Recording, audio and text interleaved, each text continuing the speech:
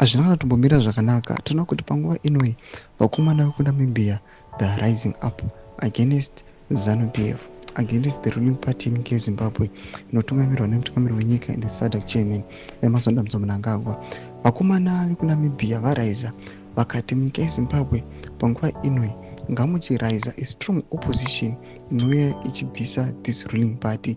Sanapinda mashoko anobuda tsanangura nyika panapa ndo panoti subscribe like kuti on the bell icon. Tipinda this newspaper kuNamibia ringanzi Namibian Times. Vakomana posta this picture nedenda rakanzi Zanu PFC shadow of interference.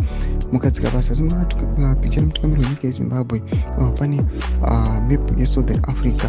Muchiona interference yeZanu PF muSouthern Africa pakashedwa pese kubva Namibia, muchiona Botswana, Mozambique ndo akanyanya kumenwa, akanyanya kukaliwa. Kuita dzimwe nyika dzakaita sana South Africa neZambia varikuya panapo vachiti aiwa the shadow of interference yeZanu PF it is now dominating Southern Africa.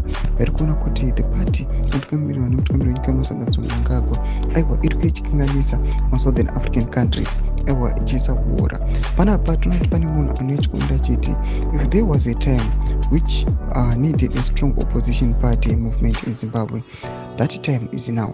Vari kuachiti aiwa kana kune time inozodiwa a strong opposition munyika yeZimbabwe ndo nguva yacho ino yekuti vakomana munyika yeZimbabwe you have to rise, aiwa auste mubvise this regime inoda kuti iri kukonzeresa kuparara kweSouthern Africa. Nokuti kuona kuti aiwa its shadow iri kuuya ichivharira development muSouthern African countries ose.